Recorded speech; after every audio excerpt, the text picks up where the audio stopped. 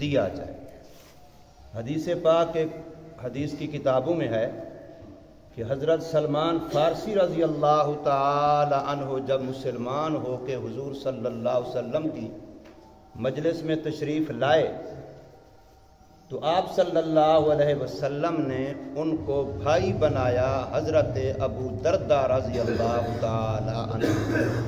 یہ طریقہ تھا ہجرت کے موقع پر کہ ایک مہاجر صحابی کو اور ایک انصار صحابی کو آپس میں بھائی بھائی بناتے تھے، اس کو کہتے تھے مواخات، اور یہ ہر مہاجر کے لیے ایک انصاری صحابی کو بھائی بنایا گیا۔ تو حضرت سلمان فارسی رضی اللہ تعالی عنہ جب مسلمان ہو کے تشریف لائے تو ان کا بھائی بنایا حضرت ابو درداء رضی اللہ تعالی عنہ کو۔ حدیث کی کتابوں میں آتا ہے کہ حضرت ابو درداء رضی اللہ تعالی عنہ بہت زیادہ عبادت کرنے والے تھے، بڑے زاہد آدمی تھے، دنیا سے بے رغبت تھے، لذات دنیا کو مکمل چھوڑے ہوئے تھا، ہر وقت عبادت میں، رات کو بھی دن کو بھی، بڑی مشکل سے بس وہ کھانا پینا سونا جو ضرورت کی حد تک، ورنہ عبادت۔ تو جب یہ تشریف لائے حضرت سلمان فارسی رضی اللہ تعالیٰ عنہ، ان کی ویسے بڑی لمبی داستان ہے، یہ بیچارے بڑے قربانیاں دے کر کے اسلام تک پہنچے ہیں، شہزادے تھے اپنے زمانے کے، اور دین اسلام کے علاوہ جو پہلے دین تھے، عیسائیوں کا دین، یہودیوں کا دین، ان دینوں کو مکمل انہوں نے پڑھا ہوا تھا، بڑے بڑے ان کے علماء کے پاس رہ کر کے ان دینوں کو سیکھا تھا، اور اسی کے دوران دین اسلام کی خوبیاں بھی سیکھ لی تھی، اس کا مزاج بھی جان لیا تھا۔ اب جب یہ آئے تو حضرت ابو درداء رضی اللہ عنہ کے سامنے کھانا رکھا، دن کا وقت تھا، انہوں نے کہا آپ، کہتے مجھے تو روزہ ہے، یعنی خود گھر والا کہہ رہا ہے مجھے روزہ ہے، اور نئے آنے والے مہمان بھائی کو کھانا دے رہا ہے۔ تو حضرت سلمان نے فرمایا کہ میں تیرے بغیر کھانا نہیں کھاؤں گا، تو میرے ساتھ کھائے گا تو میں کھاؤں گا، ورنہ میں نہیں کھاؤں گا۔ اور مہمان کے لیے نفلی روزہ توڑنا جائز ہے، تو انہوں نے نفلی روزہ توڑا، ان کے ساتھ کھانا کھایا۔ شام ہو گئی، رات ہو گئی، سونے کے لیے بھائی کو بستر لا کے دیا کہ آپ آرام کرو، سو جاؤ۔ انہوں نے کہا تو، کہتے میں تو نفل پڑھوں گا۔ انہوں نے کہا اپنا بستر بھی لاؤ، میرے ساتھ سو، ورنہ میں نہیں سوؤں گا۔ اب ان کو اپنے ساتھ سلایا۔ حضرت ابو درداء فرماتے ہیں کہ میں اس نیت سے سو گیا کہ جب اس کو نیند آ جائے گی میں اٹھ کے مصلی پہ کھڑا ہو جاؤں گا، لیکن انہیں چوکی داری کی، جو اٹھنے لگتے وہ زبردستی پھر سلا دیتے، تہجد کے وقت جو اٹھاؤں گا، اس سے پہلے نہیں، سو جاؤ۔ خیر رات گزر گئی، یہ دونوں صبح کو سرکار مدینہ صلی اللہ علیہ وسلم کی مجلس میں مسجد نبوی میں حاضر ہوئے۔ اب حضرت ابو درداء رضی اللہ عنہ نے رات کی کارگزاری خود سنائی کہ یا رسول اللہ آپ نے مجھے عجیب بھائی دیا ہے، بھائی تو بھائی کے لیے نیکی پر معاون بنتا ہے، مدد کرتا ہے، نیکی میں اور اضافے کا ذریعہ بنتا ہے، اس نے تو مجھے نیکیوں سے روکا ہے، رات کو میرا روزہ بھی تڑوا دیا، مجھے رات کو نفلیں بھی نہیں پڑھنے دی۔ پوری کارگزاری خود انہوں نے سنائی۔ تو حضرت ابو درداء رضی اللہ عنہ کی کارگزاری کے بعد حضرت سلمان فارسی نے 2-3 جملے عرض کیے، اور وہ پورے دین کا نچوڑ تھا۔ حضرت سلمان نے فرمایا اے میرے انصاری بھائی، اِنَّ لِرَبِّكَ عَلَيْكَ حَقًّا، تیرے رب کا تیرے اوپر حق ہے، اس کے فرائض ادا کر۔ وَإِنَّ لِجَاسَدِكَ عَلَيْكَ حَقًّا، اور تیرے جسم جان کا بھی تیرے اوپر حق ہے، ان کو راحت بھی پہنچانی ہے جسم و جان کو، نیند بھی پوری دینی ہے اس کو، کھانا پینا بھی پورا دینا ہے اس کو، یہ جسم کا حق ہے۔ وَإِنَّ لِزَوْجَتِكَ عَلَيْكَ حَقًّا، اور تیری بیوی کا بھی تیرے اوپر حق ہے، اس کو بھی پورا ٹائم دینا ہے۔ وَإِنَّ لِزَائِرِكَ عَلَيْكَ حَقًّا، اور جو تیرا مہمان ہو، ملاقاتی کوئی آئے تو اس کا بھی حق ہے، اس کو بھی پورا وقت دینا ہے۔ اور آگے ایک جملہ ارشاد فرمایا، الدین، دین اسلام کا خلاصہ یہ ہے، آت کل ذی حق حقہ، کہ ہر حق والے کو اس کا حق دیا جائے۔ یہ جملہ حضرت سلمان فارسی نے فرمایا۔ جب حضرت سلمان فارسی جملہ فرمایا تو حدیث کی کتابوں میں ہے، سن کر کے رسول اللہ صلی اللہ علیہ وسلم مسکرائے، خوش ہوئے، اور مسکرانے کے بعد فرمایا صدق سلمان، میرے سلمان نے سچ فرمایا۔ تو زندگی ساری حضرت سلمان فارسی رضی اللہ عنہ اس جملے پر کہ میرے نبی نے میری تصدیق کی ہے، میرے نبی نے میری بات پر مہر تصدیق لگائی ہے، اس پر حضرت سلمان ساری زندگی خوش ہوتے تھے۔ اور میرے بھائیوں یقین جانیے تم اور ہم مسلمان اتنے بڑے خوش نصیب ہیں، ہمیں اسلام کی قدر نہیں ہے۔ قیامت کا دن آنے والا ہے، میرا نبی اپنے ایک ایک امتی کی طرف فرمائے گا میرے اس امتی نے سچ کہا، میرے اس امتی نے سچ کہا، میرے اس امتی نے سچ کہا۔ جو اعزاز دنیا میں حضرت سلمان رضی اللہ تعالیٰ عنہ کو مسجد نبوی میں ملا، قیامت کے دن یہ اعزاز ہم میں سے ہر ایک کو ملے گا۔ میرا نبی فرمائے گا، قرآن کہہ رہا ہے کہ یہ جو میرے امتیوں نے گواہی دی ہے کہ پہلے نبیوں نے اپنے امتوں کو پورا پورا دین پہنچایا اور سکھایا تھا، میرے امتیوں نے سچ کہا، میرے امتیوں نے سچ کہا، میرے امتیوں نے سچ کہا۔ کتنا بڑا اعزاز ہو۔ آج میں ایک بات کر رہا ہوں، میرا استاذ میری تصدیق کرے، میں فتویٰ دوں، میرا استاذ اس پر مہر لگائے کہ میرے شاگرد نے ٹھیک فتویٰ دیا، تو میں کتنا خوش ہو جاؤں گا۔ تو جب میرا نبی میری تصدیق کرے گا، بھائی ذرا سوچو تو صحیح، اس سے بڑا اعزاز ہمارے لیے اور کیا ہوگا۔ ہمارا نبی ہماری تصدیق کرے گا۔ تو میں عرض یہ کر رہا تھا کہ ہمارے دین کا حسن یہ ہے، خلاصہ یہ ہے کہ ہر حق والے کو اس کا حق دو، اپنے جسم و جان کو اس کا حق دو، بیوی بچوں کو اس کا حق دو، اللہ تعالیٰ کو عبادت کے لیے اس کا حق دو، اللہ کی مخلوق کو اس کا حق دو۔ ماں باپ کا اپنا ایک حق ہے، بہن بھائیوں کا اپنا ایک حق ہے، ہمسائے کا اپنا ایک حق ہے، چھوٹے کا اپنا ایک حق ہے، بڑے کا اپنا ایک حق ہے، ہر ایک کو اس کا حق دینا، یہ اسلام کا مزاج ہے، یہ اسلام کی خوبی ہے۔ رمضان مبارک کا مہینہ اس کا بھی ایک حق ہے، یہ اللہ کا مہمان ہے۔ نبی پاک نے فرمایا کہ یہ اللہ کا مہینہ ہے، اللہ کا مہمان ہے، اور اس نے ہمارے پاس آ کر کے رہ کر کے جب واپس جانا ہے تو ہمارے حق میں، ہمارے بارے میں اللہ کو جا کے رپورٹ دینی ہے، کارگزاری سنانی ہے کہ میں فلاں کے دروازے پہ گیا تھا، میں فلاں غریب امیر کے گھر گیا تھا، اس نے میرے ساتھ کیا سلوک کیا۔ میرے بھائیوں میں کمزور ہوں، اسی محلے کا باسی ہوں، میں کمزور ہوں، اتنے دن گزر گئے، میں ایک دن روزہ نہیں رکھ سکا، میں ایک دن تراویح نہیں پڑھ سکا، میں ایک دن مسجد نہیں آ سکا، میں ایک دن تلاوت نہیں کر سکا۔ تو جو میرے محلے کے دیگر مسلمان بھائی ہیں ان کو میرا احساس کرنا چاہیے، یہ بھی تو ہمارے اسی محلے کا بندہ ہے، یہ بیچارہ رمضان کا مہینہ اس کے دروازے پر بھی تو آیا ہے، اس کے گھر بھی تو آیا ہے، اس کے گھر میں نہ سحری ہو رہی ہے، نہ افطاری ہو رہی ہے، نہ اس کے گھر میں روزہ ہے، نہ اس کے گھر میں تراویح ہے، نہ اس کے گھر میں تلاوت ہے، نہ اس کے گھر میں ذکر و عبادت ہے۔ تو میرے بھائیوں آخر یہ ہمارا بھائی، اگر اس کا دنیا کا کوئی نقصان ہو رہا ہوتا تو ہم سارے احساس کرتے، تو اس بیچارے کے دین کا نقصان ہو رہا ہے، ہمیں اس کا احساس ہونا چاہیے، ہمیں اس کا دکھ ہونا چاہیے، تکلیف ہونی چاہیے۔ میں نے عرض کیا رمضان اللہ کا مہینہ ہے، اللہ کا مہمان ہے، ہمارے پاس آیا ہے۔ آج ہمارے پاس تھانے دار کوئی بندہ بھیج دے، ڈی ایس پی کوئی بندہ بھیج دے، ایس پی کوئی بندہ بھیج دے، اس سے اوپر تک چلے جاؤ، کوئی اگر ہمارے پاس اپنا نمائندہ قاصد کسی کمزور بندے کو بھی بھیج دے، جس کی ہماری نگاہ میں کوئی وقت نہ ہو، اس کو بھی بھیج دے، لیکن جب اس کا نمائندہ بن کے آئے گا تو پھر ہمارا اس کے ساتھ سلوک کچھ اور ہوگا۔ ہم کہیں گے یار اس کو نہ دیکھو، جس نے بھیجا ہے اس کو دیکھو، کہیں گے کہ نہیں کہیں گے؟ تو میرے اللہ کا بھیجا ہوا مہمان ہے، ہمارے دروازے پر آیا ہے، ہمارے لیے رحمت لے کے آیا ہے، ہمارے لیے بخشش لے کے آیا ہے، ہمارے لیے جہنم سے آزادی کے پروانے لے کے آیا ہے۔ تو میرے بھائیوں پھر ہم شکوے کرتے ہیں کہ اللہ دیتا نہیں ہے، اللہ تو دینے کے لیے رمضان بھیجتا ہے، اللہ دینے کے لیے رحمت کا پہلا اشرہ بھیجتا ہے، اللہ دینے کے لیے مغفرت کا دوسرا اشرہ بھیجتا ہے، اور اللہ تعالی ہمیں دینے کے لیے تیسرا اشرہ بھیجتا ہے۔ آج 18واں روزہ ہے، 19، 20 اتوار والے دن 20واں روزہ، اور اتوار شام سے اعتکاف شروع۔ اعتکاف مرد کے لیے 3 قسم کا ہے، مرد کے لیے اعتکاف کی اصولاً 3 قسمیں حکم کے لحاظ سے۔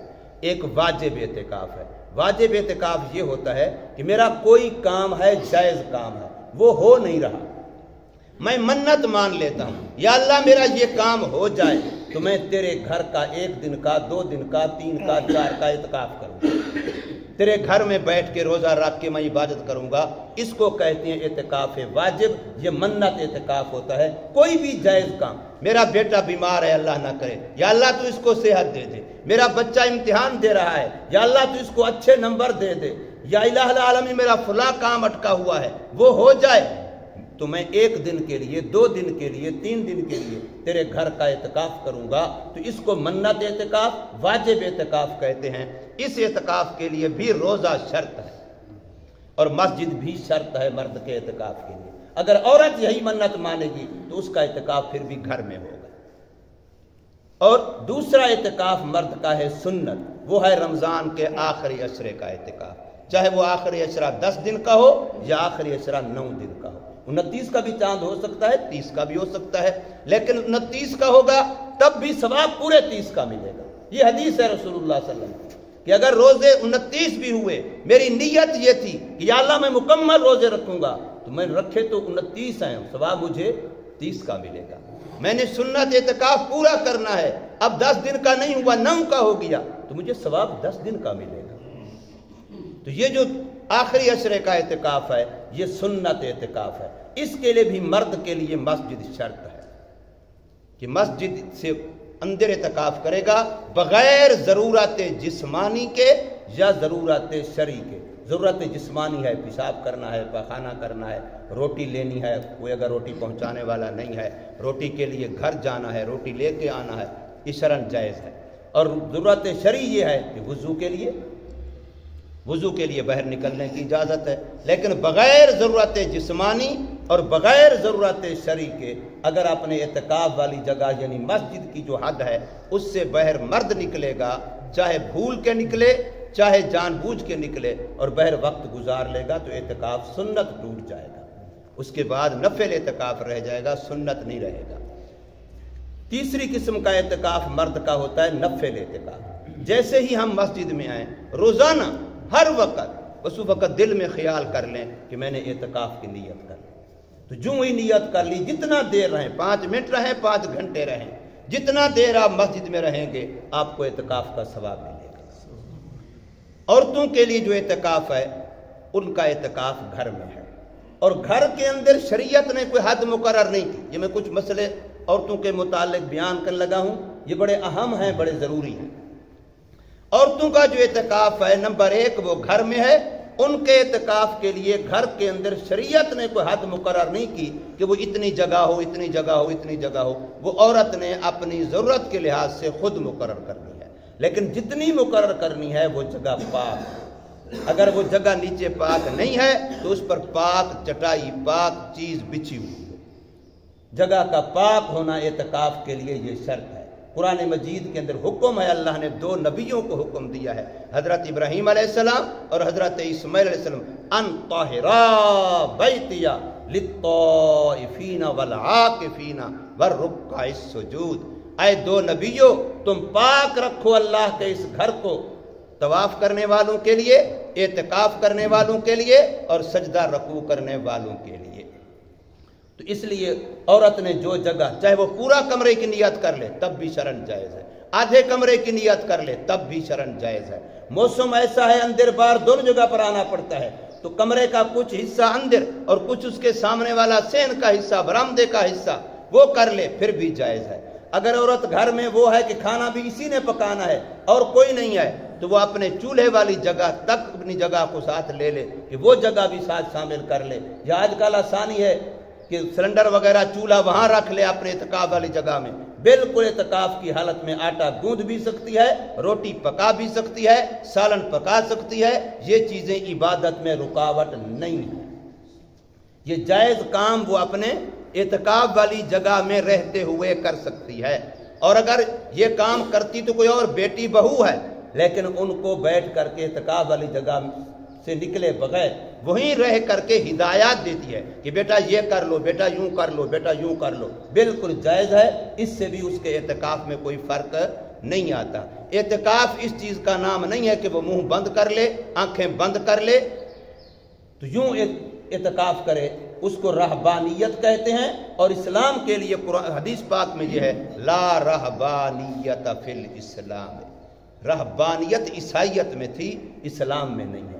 اسلام اعتدال کا مذہب ہے۔ اسلام بندے کو دنیا کے اندر رکھتے ہوئے، دکانداری کرتے ہوئے، اپنا کاروبار کرتے ہوئے اپنی آخرت کی تیاری سکھلاتا ہے، کاروبار چھڑواتا نہیں ہے۔ اسلام کا یہ مزاج نہیں ہے کہ دکان بند کرے گا تو آخرت کمائے گا، نہیں، تو دکانداری کرتے ہوئے بھی دیانتداری سے کر، تو آخرت بھی کما رہا ہے۔ تو عورت جب اعتکاف کرے تو اس نے اپنی جگہ کے بارے میں بھی اپنی ضرورت کو دیکھنا ہے کہ کمرے کے اندر بھی مجھے ضرورت پڑ سکتی ہے، کمرے کے باہر بھی مجھے ضرورت پڑ سکتی ہے، اس سے باہر سے مجھے ضرورت پڑ سکتی ہے مستقل رہنے بیٹھنے کی۔ باقی جو واش روم وغیرہ ہیں وہ چاہے قریب ہو دور ہو، وہاں تک جانے کے لیے شرعی اجازت ہے، اس میں کوئی مسئلہ نہیں ہے۔ البتہ موجودہ موسم ویسے معتدل ہے، اگر سخت گرمیاں بھی ہوں 8-10 دن بندہ غسل کے بغیر نہیں رہ سکتا، مشکل ہے، خصوصاً آج کل کے دور میں۔ پہلے زمانے میں لوگ ہوتے تھے مہینہ غسل نہیں کرتے، ہفتہ نہیں کرتے تھے، لیکن موجودہ جو کہ ہماری طبیعتیں مزاج عادی بن گئے ہیں، ہم ہر دوسرے دن غسل کرتے ہیں۔ اس کے لیے طریقہ یہ ہے کہ جو ٹھنڈک کا غسل ہے، صفائی کا غسل ہے، صرف اس غسل کے لیے اعتکاف والے مرد کا مسجد سے نکلنا یا عورت کا اپنے اعتکاف والی جگہ سے نکلنا جائز نہیں ہے۔ ہاں، اس کا طریقہ یہ ہے کہ جو غسل کرنے کی جگہ ہے وہاں غسل کا انتظام دوسرے بندے اس کے لیے کر کے رکھیں، مثلا صابن رکھنا ہے، پانی رکھنا ہے، اس کے کپڑے رکھنے ہیں، جتنی چیزیں اس کو غسل میں ضرورت پڑنی ہے وہ دوسرا بندہ سارا وہاں تیار کر کے انتظام کر کے رکھے۔ اب جس وقت اس نے نکلنا ہے واقعتاً وضو کے لیے یا پیشاب پخانے کے تقاضے کے لیے، واقعتاً وہ تقاضا ہے، صرف بہانہ نہ ہو، واقعتاً وضو کرنا ہے، واقعتاً پیشاب پخانے کا تقاضا ہے، اب وہ جاتا ہے اور جاتے ہوئے غسل کر کے کپڑے بدل کے آتا ہے، بالکل جائز ہے۔ یعنی نکلا گویا کہ وہ وضو کی نیت سے ہے، نکلا وہ پیشاب پخانے کی نیت سے ہے، صرف غسل کی نیت سے نہیں نکلا۔ اب جتنی دیر میں اس نے سنت کے مطابق وضو کرنا تھا وہ اس سے تھوڑی دیر زیادہ لگا کے غسل کر کے آ جاتا ہے، اور انتظام پہلے سے اس کے لیے سہولت سے کیا ہوا ہے، تو اس کی گنجائش ہے۔ اب وہ اس طریقے سے اپنی یہ ضرورت بھی پوری کر سکتا ہے، مرد بھی عورت بھی۔ تو بہرحال میں نے کل بھی یہ بات عرض کی تھی کہ اگر ہم پورا اعتکاف نہ کر سکیں تو پورے طور پر محروم بھی نہ رہیں، جتنا ہو سکتا ہے ضرور کریں، اور کچھ نہیں کر 2-4 گھنٹے کی نیت کر کے کہ میں مسجد میں جا رہا ہوں اعتکاف کی نیت سے، رات کو موقع ملتا ہے، دن کو موقع ملتا ہے، صبح کو موقع ملتا ہے، شام کو۔ اس طریقے سے گھروں کے اندر میری مائیں بہنیں، ایک عورت اعتکاف مسنون کر رہی ہے، دوسری اس کے پاس آ کر کے 2 گھنٹے بیٹھ جاتی ہے، 1 گھنٹہ بیٹھ جاتی ہے، تلاوت کر لیتی ہے، ذکر کر لیتی ہے، دین کی کوئی بات آپس میں کر لیتی ہیں، گپ شپ نہ لگائیں دنیا کی، دین کی کوئی بات کر لیتی ہیں۔ اب وہ دوسری بھی آ کر اعتکاف کی نیت سے اس کے ساتھ 2 گھنٹے بیٹھے، 1 گھنٹہ بیٹھے، تھوڑی دیر بیٹھے، اس کو بھی ثواب مل جائے گا، وہ بھی بالکل اس عبادت سے محروم نہیں رہے گی۔ یہ اعتکاف والی عبادت نبی پاک صلی اللہ علیہ وسلم کی بڑی پیاری عبادت ہے۔ حضور نے اعتکاف کا حکم آنے کے بعد کسی سال بھی اعتکاف کا ناغہ نہیں کیا، ہر سال اعتکاف کیا، حتیٰ کہ ایک سال میں پورے مہینے کا بھی کیا، 20 دن کا بھی کیا، 10 دن کا تو کبھی چھوڑا ہی نہیں ہے جب سے اعتکاف کا حکم اسلام میں آیا ہے۔ دوسرا مسئلہ ہمارے ہاں فطرانے کا ہے۔ فطرانے کے لیے پہلی بات تو یہ سمجھنی چاہیے کہ فطرانہ ہر اس بندے پر ہے اپنا اور اپنے نابالغ بچوں کا۔ گھر کا جو سربراہ ہے اس پر اپنا فطرانہ لازم ہوتا ہے اور اپنے نابالغ بچوں کا فطرانہ لازم ہوتا ہے۔ یہ میں لازم کی بات کر رہا ہوں۔ جس بندے کے پاس اپنی ضروریات اصلیہ یعنی استعمال کے کپڑے ہیں، استعمال کے برتن ہیں، استعمال کے بستر ہیں، استعمال کی چارپائیاں ہیں، استعمال کا گھر میں فرنیچر ہے، استعمال کے لیے فریج ہے، استعمال کے لیے پنکھا ہے، استعمال کے لیے موٹر سائیکل ہے، استعمال کے لیے کار ہے، جو چیزیں اپنے استعمال کی ہیں ان کو نہیں شمار کرنا، وہ اللہ کے لیے تمہاری ہیں، وہ تمہاری ضرورت کے لیے ہیں، ان کا اعتبار نہیں ہے۔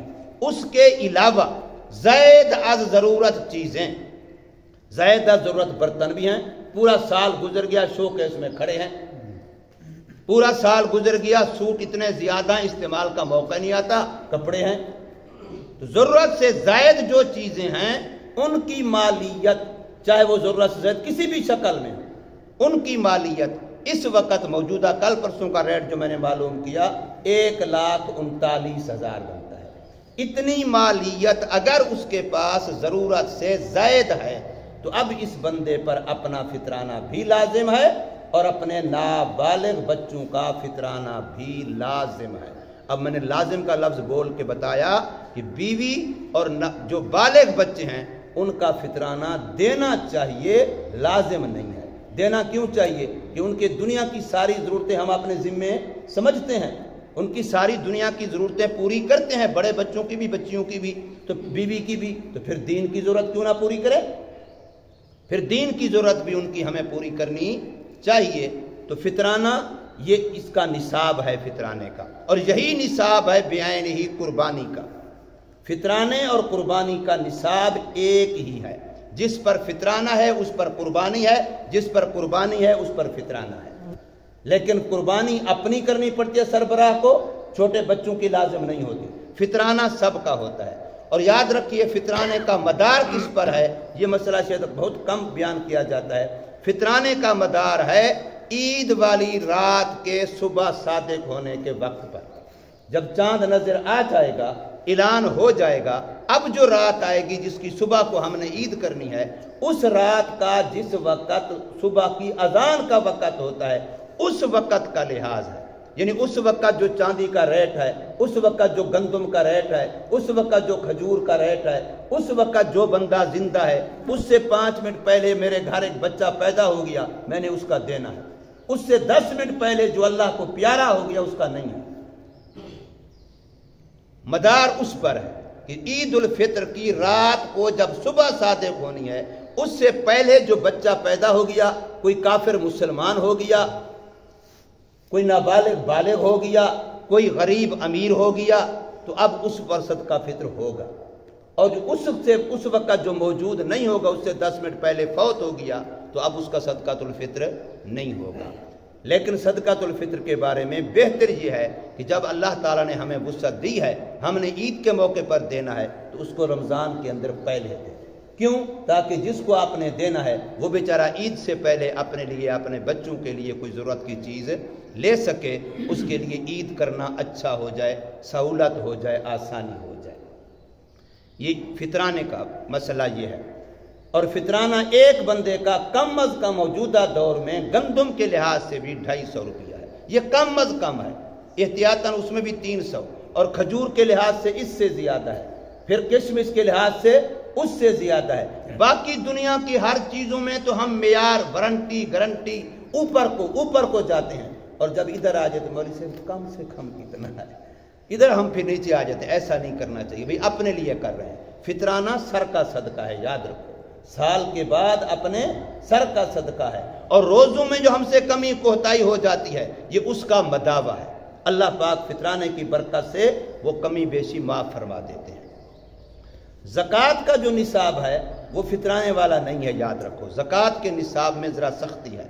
فطرانہ ایک بندے پر واجب ہے، قربانی ایک بندے پر واجب ہے، وہ 1,39,000 جو میں نے بتایا موجودہ لحاظ سے، لیکن اس پر زکوٰۃ کا ہونا لازمی نہیں ہے۔ ہاں البتہ ایسا بندہ زکوٰۃ لے نہیں سکتا، اگرچہ زکوٰۃ دینا اس پر لازم نہیں، لیکن یہ بندہ زکوٰۃ لے نہیں سکتا۔ زکوٰۃ کے لیے 4 مال ہیں، یاد رکھ لو، زکوٰۃ کے لیے 4 مال ہیں۔ نمبر 1 سونا، بشرطے کہ 7.5 تولے کا وزن ہو۔ اگر اس سے کم وزن ہے تو صرف سونے پر زکوٰۃ نہیں ہے۔ کسی کے پاس پورے 7 تولے بھی ہو، 7.25 تولے بھی ہو، لیکن اور کوئی چیز نہیں ہے تو اس پر زکوٰۃ فرض نہیں ہے۔ اور چاندی اگر ہے، صرف چاندی اور کچھ نہیں ہے، تو پھر 52.5 تولہ۔ اور نقدی کے اندر چاہے وہ پاکستان کی کرنسی ہے، چاہے دنیا جہان کے کسی ملک کی کرنسی ہے، چاہے وہ کچھ پاکستان کی ہے، کچھ ریال ہیں، کچھ ڈالر ہیں، فلاں ہیں، ان کے لحاظ سے بھی وہ اتنی ہو جائے کہ جس میں 7.5 تولے سونے کی قیمت کے برابر کو پہنچ جائے، یا 52.5 تولہ چاندی کی قیمت کے برابر کو پہنچ جائے۔ چوتھی چیز ہے مال تجارت، ہر وہ چیز جو آپ نے بیچنے کی نیت سے رکھی ہوئی ہے، چاہے وہ گائے ہے، بھینس ہے، بکری ہے، مکان ہے، پلاٹ ہے، دکان ہے، دنیا جہان کی اینی ون کوئی چیز ہے وہ اس لیے رکھی ہوئی ہے تاکہ سرمایہ محفوظ رہے اور سرمایہ بڑھے۔ سرمایہ کو محفوظ رکھنے کی نیت سے، سرمایہ کو بڑھانے کی نیت سے جو چیز آپ نے اپنے پاس رکھی ہوئی ہے اس چیز پر زکوٰۃ ہے، بشرطے کہ وہ 7.5 تولہ سونے کی مالیت یا 52.5 تولہ چاندی کی مالیت کے برابر ہو۔ پھر ان چاروں پر شرط ہے کہ سال گزر جائے۔ 7.5 تولے سونا آج میرے پاس آیا تو زکوٰۃ آج لازم نہیں ہے، جب اگلے سال یہ دن آئے گا پھر میرے اوپر زکوٰۃ ہوگی۔ اسی طریقے سے باقی تینوں چیزوں میں بھی سال کا گزرنا بھی شرط ہے، نصاب کا برابر ہونا بھی شرط ہے، قرضوں سے علاوہ زائد ہونا یہ بھی شرط ہے۔ قرضے اگر ہیں تو وہ منہا کیے جائیں گے، باقی ماندہ کو دیکھا جائے گا۔ اور جو گھر کے اندر ضرورت کی چیزیں ہیں بلکہ زائد ضرورت، بستر ہیں، کپڑے ہیں، میں نے پہلے مثال دی، ان پر زکوٰۃ نہیں ہے، یہ جائے کہ وہ ضرورت سے زائد ہی ہیں۔ برتن وغیرہ چاہے وہ ضرورت سے زائد ہی گھر کے اندر، لیکن تجارت کی نیت تو نہیں ہے ان کی، تو ان پر فطرانے کے اندر اس کا حساب ہوگا، قربانی میں ان کا حساب ہوگا، زکوٰۃ میں ان کا حساب نہیں ہوگا۔ زکوٰۃ کے اندر زائد ضرورت چیزوں کا حساب نہیں ہے، زائد زکوٰۃ کے اندر ان 4 چیزوں کا حساب ہے جو میں نے بتایا: سونا، چاندی، نقدی، مال تجارت۔ ان میں سے اکیلا کوئی ایک صاحب نصاب کو پہنچ جائے تب بھی، 2 مل کے نصاب بن جائے تب بھی، 3 مل کے نصاب بن جائے تب بھی، تھوڑے تھوڑے چاروں ہوں، 1 تولہ سونا ہے، تھوڑی سی چاندی ہے، تھوڑی سی نقدی ہے، تھوڑی سی کوئی تجارت کی چیز ہے، اب سب کو ملا کر کے حساب اکٹھے مالیت بنا لیں گے۔ پھر اگر قرضے دینے اس کو ملا کر کے باقی ماندہ کا 1 لاکھ پر 2500 روپیہ زکوٰۃ ہے، 1000 پر 25 روپے زکوٰۃ ہے، 100 پر 2.5 روپے زکوٰۃ ہے۔ جتنے لاکھ بنیں گے اتنے 2500، اور جتنے 1000 بنیں گے اتنے 25 روپے، اور جتنے 100 بنیں گے اتنے 2.5 روپے، یعنی جب مجموعی مالیت جو بنے اس کو 40 پہ تقسیم کر دو، 40واں حصہ زکوٰۃ ہے۔ اور زکوٰۃ دینے کے لیے جن کو زکوٰۃ دینی ہے اس کے لیے شرط ہے: نمبر 1 سید نہ ہو، سید کو زکوٰۃ نہیں دے سکتے۔ نمبر 2 وہ تمہارا اصول فرو نہ ہو، یعنی اولاد در اولاد نہ ہو، اور جن کی ہم خود اولاد ہیں، باپ دادا نانی نانا، وہ بھی نہ ہو، ان کو بھی زکوٰۃ نہیں۔ بہن بھائیوں کو دے سکتے ہو، بھتیجے بھانجوں کو دے سکتے ہو، چچے پھوپھے نانی مام، ان کو چچے پھوپھے کو دے سکتے ہو، یعنی اپنے اوپر نیچے والوں کو نہیں دے سکتے، جن کو اصول فرو کہتے ہیں۔ اور جو صاحب نصاب ہے، چاہے وہ نصاب فطرانے والا جو میں نے بتایا وہ والا نصاب، یعنی جس کے پاس زائد ضرورت 1,40,000 کی مالیت بنتی ہے، اس کو فطرانہ بھی نہیں دے سکتے، اس کو قربانی جو قربانی کا چمڑا ہوتا ہے وہ بھی نہیں دے سکتے، اور اسی طریقے سے اس کو زکوٰۃ بھی نہیں دے سکتے، اور روزے کا جو فدیہ ہوتا ہے یہ بھی اس کو نہیں دے سکتے، اور قسم وغیرہ کا کفارہ ہوتا ہے یہ بھی اس کو نہیں دے سکتے جو صاحب نصاب ہے۔ اللہ تبارک و تعالی ہمیں دین کو سیکھنے سمجھنے کی توفیق عطا فرمائے۔ دین کا مسئلہ جب بھی کوئی خیال میں آئے تو فوراً کسی مستند عالم دین سے پوچھ لینا چاہیے۔ دین پر عمل کرنا الگ ثواب ہے اور دین کے مسئلے کو جاننا الگ ثواب ہے۔ رمضان کے علاوہ ہو تو ایک مسئلے پر 100 رکعت نماز نفل کا ثواب ہے، رمضان میں 7000 رکعت نماز نفل کا ثواب ہے۔ کتنی بڑی بات ہے، اللہ پاک ہمیں توفیق دے۔ الحمدللہ رب العالمین۔